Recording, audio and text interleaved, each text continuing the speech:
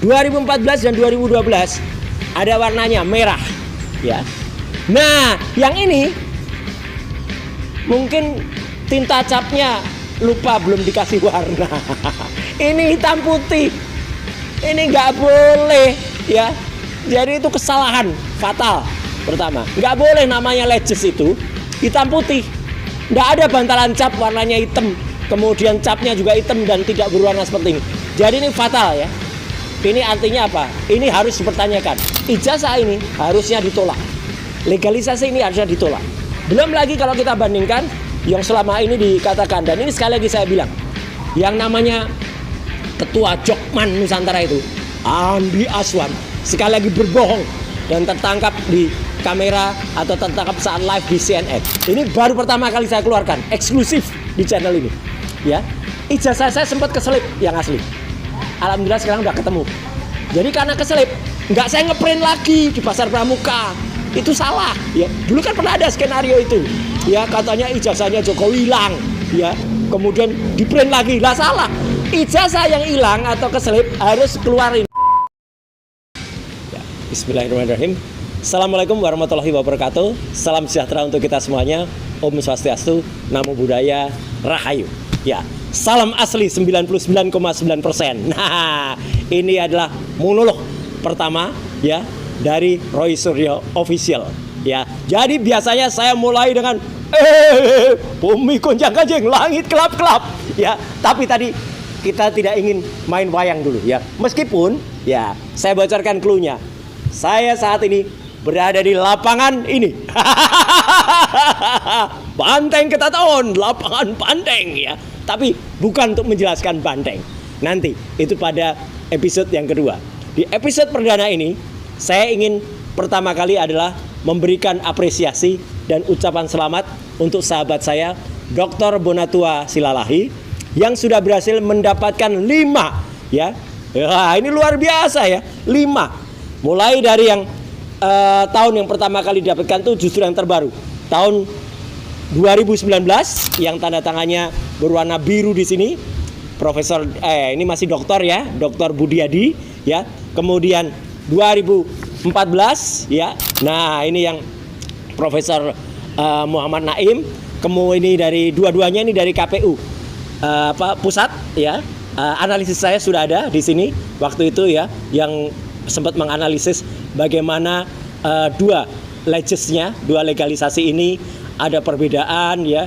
Misalnya yang satu sudah mengikuti standar yang tahun 2019 ini NIP-nya, tapi sayangnya masih belum mengikuti aturan atau undang-undang soal administrasi negara, ya, karena di pasal 73 sebenarnya harusnya ada cap tanggal, bulan dan tahunnya, ya. Kalau yang 2014 memang belum, nggak apa-apa karena itu baru berlaku Oktober. Sama seperti ijazah saya, ya. Ada yang bilang ijazahnya Roy Suryo belum ada tanggalnya. Lah iya, wong ijazah saya itu dipakai tahun 2009. Belum ada aturannya waktu itu ketika anggota DPR. Kemudian Pak Dr. Bonatua mendapatkan juga untuk 2012 yang saat itu adalah untuk KPU DKI Jakarta, dan yang terbaru adalah 2 ini. Nah, ini yang katanya ini tahun 2005, kemudian katanya ini tahun 2010. Hari ini secara eksklusif saya akan khusus memberikan analisis soal temuan terakhir ini. Kenapa? Lihat bedanya. 2 ini saya pertanyakan betul keasliannya atau keautentikannya. Karena yang pertama, meskipun penandatangannya sama-sama adalah Profesor Dr. Insinyur Muhammad Naim, dan sekarang lagi rame nih di medsos, ya. Teman-teman pertanyakan, Prof. Naim itu benar-benar sudah menjadi dekan belum pada saat tahun 2005? Jangan-jangan belum, ya. Nggak apa-apa, itu silahkan nanti dicek, di cross check dengan data dari UGM. Cuman data dari UGM ini kadang-kadang berubah-ubah, ya, gitu. Tergantung arah angin.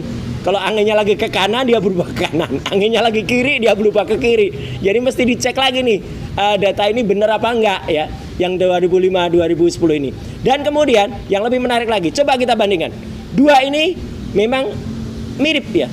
Tidak hanya mirip, ini identik. Kenapa bila identik? Lihat posisinya, sama persis. Dalam bahasa Jawa ini plek ketiplek. Plek ketiplek itu sama persis, ya. Nanti kita tunjukkan di mana sama persis. Tapi jelas memang ada bedanya. Jadi dua-duanya ini coba bandingkan dengan 2012. bandingkan dengan 2014. Bandingkan juga 2014 bandingkan juga dengan 2019. 2019 warnanya biru capnya. Oke? Jelas betul ya, ini warnanya biru. 2014 dan 2012 ada warnanya merah, ya. Nah, yang ini mungkin tinta capnya lupa belum dikasih warna. Ini hitam putih. Ini nggak boleh, ya. Jadi itu kesalahan fatal. Pertama, nggak boleh namanya Legis itu hitam putih. Nggak ada bantalan cap warnanya hitam, kemudian capnya juga hitam dan tidak berwarna seperti ini. Jadi ini fatal ya. Ini artinya apa? Ini harus dipertanyakan. Maka saya setuju, Pak Bonatua kemarin langsung memprotes ini dan meminta untuk disidangkan di KIP, di Komisi Informasi Pusat. Kenapa saya mendorong KIP? Sekali lagi teman-teman semua, saya harus buka rahasia nih. Tahun 2000 ketika KIP itu, undang-undang KIP itu tahun 2008 itu disahkan, ya. Saya memang berada di dalam tim yang menyusun undang-undang itu, ya. Jadi artinya kenapa? Artinya waktu itu ada sebuah SK. Nih kalau nggak percaya SK-nya, SK yang ditandatangani oleh Pak Menteri Komunikasi dan Informasi waktu itu. Namanya belum Informatika, masih Menteri Komunikasi dan Informasi Pak Samsul Mu'arif pada tanggal 2003. Jadi waktu itu ada keputusan Menteri Komunikasi dan Informasi tentang tim koordinasi telematika Indonesia. Telematika kependekan dari telekomunikasi, multimedia dan informatika. Waktu itu tim inilah yang membuat 2 rancangan undang-undang bersama dengan kampus, ya. Ada kampus ITB, ada kampus Unpad yang itu membuat cyber law, dan kampus UI yang kemudian juga membuat undang-undang informasi dan transaksi elektronik, ya. Kemudian jadi undang-undang ITE nomor 11 tahun 2008, dan ada usulan lain untuk membuat undang-undang keterbukaan informasi publik nomor 14 tahun 2008. Nama saya ada di sini nih, di nomor 9 ini, ya, jelas betul. Dan nama yang kemarin kita jadikan ahli untuk perkara kami, perkaranya Trio RRT dan Trio RRK, ya, yaitu namanya Prof. Henry Subiakto. Beliau ada di sini. Beliau adalah staf ahli menteri bidang teknologi. Jadi jelas ya, Prof. Henry Subiakto adalah memang terlibat bersama saya, dan saya bukan atas nama jabatan ya, saya nama yang ditulis itu, sama dengan Pak John Welly, sama dengan Pak Wahyu Prawoto, sama dengan ini profesor nih, yang terakhir ini juga Suhono Sepangkat nih dari ITB. Jadi kami bersama-sama membuat itu, dan undang-undang keterbukaan informasi publik itulah yang nantinya akan menjadi pengadil, sama seperti ini.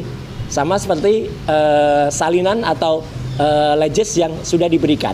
Jadi yang pertama ya, jadi itu kesalahannya, yaitu tidak berwarna. Harus berwarna, karena kalau dia ini hanya berupa fotokopi. Nah, kesalahan yang kedua, ya, kenapa ini harus diprotes oleh Pak Dr. Bonatua dan juga oleh sahabat saya juga, ya, Dr. Leoni Lydia bersama dengan Pak Lukas Luarso, bersama-sama dengan nanti ada Pak teman-teman dari Bon Jowi, Bongkar Ijazah Jokowi, adalah apa? Ini. Coba perhatikan baik-baik kedua legalisasi ini. Mau dari atas ke bawah, mau dari kiri ke kanan, apa lihat? Di sini sama. Sekali lagi, ini sama, plek ketiplek tadi. Nah, jadi ini posisinya sama, cuman yang satu dibuat kotor. Saya bilang dibuat, ya. Mana yang dibuat? Nah, ini yang 25 seolah-olah kotor, ada jamurnya. Kalau ada jamur ya kasih obat jamur, ya. Kenapa bisa penyimpanannya? Ini gara-gara tidak diautentifikasi. Kalau salinan ini kemudian diautentifikasi di ANRI, Arsip Nasional Republik Indonesia, tentu sudah dicek juga dan diperiksa. Jadi ini jelas ya, ini jelas sangat diragukan. Karena apa? Sama persis. Mungkin saja kita itu kalau melegalisasi ijazah nggak cuma satu, bisa. Saya dulu juga, misalnya ada 5 atau 10 sekalian. Tapi nggak mungkin dalam satu periode yang sama, tangan yang ngecap itu bisa sama persis ya. 2014 dan 2012 pun meskipun tampak mirip ya, ini pun beda posisinya, lihat tuh. Posisinya pun beda, jatuhnya cap itu pun agak beda, tidak mungkin sama persis. Ya, jadi artinya apa? Artinya tetap ada perbedaan nih, tulisan mengesahkannya ini mepet sekali, yang ini tidak. Kalau ini udah jelas sama persis. Jadi ini aneh. Ini nggak boleh. Berarti apa? Sangat diragukan ini. Ini berasal dari sumber yang sama. Makanya kita kejar. harus dikejar. Kok bisa 2005 dan 2000 ya ini 2005 dan 2010 sama persis? Harus ya, terdapat perbedaan meskipun proses atau tanggal legalisasinya itu adalah hal yang sama. Boleh, tetapi menyerahkan ke KPU tidak mungkin dua itu sama persis. Nah, yang ketiga analisis saya adalah apa? Kita lihat pada bentuk ijazah yang ada. Ini misalnya saya ambil contoh ijazah yang tahun 2009. Teman-teman lihat, ini 2009. Ini proporsional bentuknya. Kenapa proporsional? Teman-teman bisa lihat, kalau kita ambil contoh ijazah yang asli. Kalau ini asli ya, ini miliknya almarhum Pak Bambang Rudiharto. Formatnya sama. Artinya apa? 4 persegi panjang. Jadi bentuknya itu 4 persegi panjang. Kira-kira kalau diukur ini 6, ini 4 gitu ya. Jadi 4 persegi panjang gitu ya. 6 kali 9, 6 kali 9. Jadi ininya bisa lebih panjang dari lebarnya. Ini juga sama. Tapi coba kita lihat ijazah yang ini. Yang barusan didapat oleh Pak Dr. Monatwa. Lihat. Beda nggak dengan ini? Beda. Ini nggak lebar. Ini mengkerut. Ya, mengkerut. Kayak ada tekanan dari kanan kiri. Sehingga ijazahnya jadi terpepet ke dalamnya. Lihat. Beda nggak? Beda. Lihat, kalau ini disetarakan gini aja udah beda. Artinya, yang benar adalah format yang ada di atas. Ini tidak benar. Padahal capnya sama. Jadi artinya, ketika difotokopi, itu terjadi proses kayak dikonden, kayak dimepetkan antara kiri dan kanan. Harusnya tidak boleh diterima oleh KPU kayak gini. Kenapa KPU bisa menerima ini? Itu artinya KPU tidak melakukan verifikasi faktual dengan betul. KPU tidak pernah mempersandingkan. Misalnya ada ijazah aslinya. Misalnya ini anggap aja ini ijazah asli dari Jokowi misalnya yang kayak gini ya. Nah ini ijazah asli yang anggap aja. Tapi ini nanti saya katakan cacatnya. Kemudian ini tidak disandingkan. Kalau disandingkan jelas beda. Yang satu ini lebar, yang satu ini kayak bujur sangkar. Ini kayak 4 persegi panjang, ini kayak bujur sangkar. Jadi udah jelas. Itu ada temuan berikutnya bahwa ijazah ini harusnya ditolak. Legalisasi ini harusnya ditolak. Belum lagi kalau kita bandingkan yang selama ini dikatakan, dan ini sekali lagi saya bilang, yang namanya Ketua Jokman Nusantara itu Andi Aswan sekali lagi berbohong dan tertangkap di kamera atau tertangkap saat live di CNN. Ketika di CNN ya minggu yang lalu hari Rabu ya, waktu itu Pak Rifai Kusmanegara mengatakan bahwa ijazah Jokowi belum pernah sekalipun dilakukan proses scanning. Saya tanya sekali lagi, Pak Rifai, ya, Anda kan lawyer resmi dari Jokowi. Kalau Andi Aswan dan kawan-kawan para termul itu kan hanya ngaku-ngaku dekat aja, belum tentu juga mereka mendapat tugas betul. Ternyata Pak Rifai mengatakan belum pernah di-scan. Kalau ini di-scan, jelas. Bedanya apa? Udah jelas nampak di mata. Ijazah yang asli di-scan itu ada watermarknya, nih watermark, jelas betul kan? Ada embossnya, emboss ya, bukan embus. Kalau embus itu kata mak-mak itu nggak tahu namanya siapa itu, mak lampir itu, ya embus. Yang katanya tangannya bisa, coba berapa panjang jarinya? Kalau ini ada dalam plastik, katanya dari atas, panjang banget ya, berarti mak lampir, ya. Itu jangan salahkan orang-orang kalau nyebut dia mak lampir ya, karena tangannya bisa panjang banget. Nggak mungkin tangannya bisa ngeraba, apalagi itu dalam plastik. Jadi nggak mungkin. Dia namanya emboss ya bu, bukan embus ya. Nah ini, dan jangan ngaku-ngaku ahli multimedia. Anda ahli apa terserah lah, ahli-ahlian ya. Tapi artinya ini udah kelihatan banget beda. Nah Andi Aswan lagi-lagi mengatakan ini hasil scan. Padahal jelas betul ini adalah hasil dari Dian Sandi, punyanya Dian Sandi yang kemudian dikoreksi. Jadi harusnya Andi Aswan tuh jelas-jelas betul ya. Penegak hukum, kalau Anda itu memang objektif, jelas betul dia yang kena pasal 32 nih si Dian Sandi, karena dia membuat dapat diaksesnya. Jadi mengunggah, membuat dapat diakses masuk ke sistem elektronik, data elektronik. Kemudian si Andi Aswan ini jelas betul siap orang dengan sengaja membuat seolah-olah asli atau membuat tujuan agar informasi elektronik atau dokumen elektronik tersebut ya kemudian dianggap seolah-olah data yang otentik. Padahal ini bukan data otentik, ini palsu. Sekali lagi, yang diunggah si Dian Sandi itu pun palsu, apalagi ini. Jadi palsu, double palsu. Jadi sekali lagi, ini analisis saya untuk dua leges yang terakhir yang diperoleh oleh Pak Dr. Bonatua Silalahi dari KPU di Surakarta harus dipertanyakan dan jangan mau hanya terima ini. Karena satu, ya tadi ini hanya hitam putih. Artinya ini hanya fotokopi. Ya, artinya apa? Ini tidak benar. Harus ya berwarna. Ya, masalah ada tanggal, ada nama dekannya siapa, itu nanti PR selanjutnya. Ya, karena data UGM ini seringkali berubah ya. Waktu itu berita tentang wafatnya Profesor Dr. Insinyur Ahmad Sumitro aja berubah-ubah ya. Jadi nggak boleh ada perubahan-perubahan kayak gitu ya. Nah, ini juga jangan-jangan nanti berubah lagi nama-nama dekannya ya, karena katanya ada nama dekan lain di antara ini. Yang kedua adalah formatnya tidak sama dengan format yang seharusnya terjadi ini pada legalisasi ijazah yang benar yang tahun 2019. Meskipun yang tahun 2019 itu harusnya ada tanggal, bulan, dan tahunnya. Karena sesuai dengan Undang-Undang Sistem Administrasi Negara yang itu adalah setelah Oktober 2014 itu harus ada. Dan yang kemudian berikutnya lagi adalah ini plek ketiplek sama persis. Tempatnya saja sama, posisi dengan huruf A, ini huruf A. Jadi kalau dalam istilah saya dulu ya, ini tulisan salinan atau fotokopi ini sama mencototnya dengan ini ya. Ini mencototnya sama ini ya. Jadi artinya posisinya sama persis. Ini nggak boleh. Jadi dengan berbagai keanehan atau berbagai kesalahan itu, saya sangat mengharapkan ya Dr. Bonatua Silalahi itu kemudian melakukan protes ya terhadap legalisasi itu karena itu tidak benar. Nah ini supaya jelas ya, klarifikasi saya. Itu ijazahnya Roy Suryo juga tidak ada tanggalnya. Lah iya, aturan itu terbit tahun berapa? 2014 bulan Oktober. Ini ijazah ini digunakan kapan? 2009.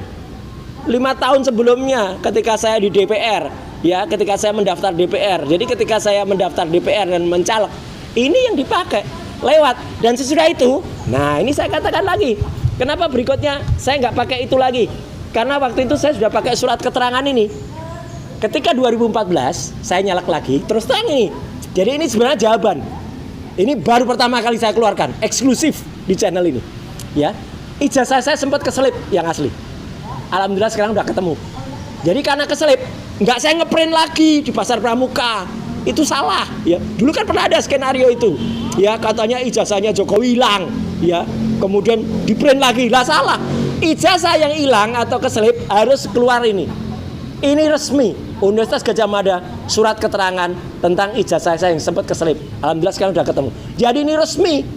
Ijazah yang terselip atau tidak temukan, ada surat keterangan berdasarkan fotokopi yang pernah ada. Jadi nggak perlu lagi legalisasi karena ini penting, ini resmi. Maka setelah itu ketika saya mendaftar 2014, ya waktu itu saya sudah lulus untuk MKes. Nah ini magister. Ini yang saya pakai juga untuk magister perilaku dan promosi kesehatan MKes. Nah sekarang kalau mau daftar lagi, saya udah pakai yang lain lagi. Kalau daftar lagi, saya mungkin nanti udah akan pakai yang S3 atau yang doktor ya, yang dari Universitas Negeri Jakarta. Jadi teman-teman semua, itu harus jelas ya kalau kita punya ijazah, kita punya legalisasi, semua harus jelas tahunnya, semua harus jelas sejarahnya. Tidak boleh kemudian terjadi ketiplek atau sama seperti itu. Nah, jadi jelas ya. Ini penjelasan singkat saya eksklusif untuk channel kita ya, Roy Suryo Official ya, yang menjelaskan tentang temuan Pak Dr. Bonatua. Sekaligus saya berharap selain Pak Dr. Bonatua, teman-teman dari Bon Jovi ya, Dr. Leoni Lydia, Pak Lukas Luarso itu kemudian nanti menemukan detailnya. Karena bukan hanya ini yang dicari, tapi Bon Jovi itu mengejar syarat-syaratnya. Untuk terbit ini, itu ada syarat-syarat yang dikumpulkan. Misalnya, ya kayak contohnya ketika waktu itu anaknya. Nah, ini contoh aja, contoh. Syarat tuh kayak gini. Nah, ini syarat. Ya, ini contohnya. Gibran waktu mendaftar di KPU Surakarta, itu syaratnya kayak gini nih. Ini harus ada syaratnya. Dan syarat ini harus benar diisi. Jangan kosong. Ini kan kosong nih ya. Nah, jadi supaya jelas ya, teman-teman semua. Kita punya wapres, kalau sahabat kita Dr. Isman mengatakan tak lulus SMA, dia juga nggak pernah nih organisasinya kosong, ya, perusahaan lembaganya kosong, ya, penghargaannya kosong, jadi nggak pernah dapat apa-apa dia. Pengalamannya 0,0, bukan 99,9, 0,0 ya. Dan ini yang buat dia loh, yang tanda tangan dia loh. Jadi jangan salahkan saya kalau itu Roy Suryo ngaku-ngaku aja. Enggak, ini siapa ini yang buat? Ini daftar riwayat hidup dari dia sendiri. Lihat tuh tanda tangannya. Apa tanda tangannya? F4 Fufu Fafa tanda tangannya. Nah, kapan-kapan kita bongkar dengan jelas siapa itu Fufu Fafa. Jadi sekali lagi, ini konten perdana yang kita keluarkan langsung dari lapangan Banteng ya. Untuk apa? Untuk menjelaskan ini semua. Dan jumpa lagi nanti pada konten-konten selanjutnya. Weh, bumi goncang kalian, langit kelap-kelap, tancap kayon. Wassalamualaikum warahmatullahi wabarakatuh.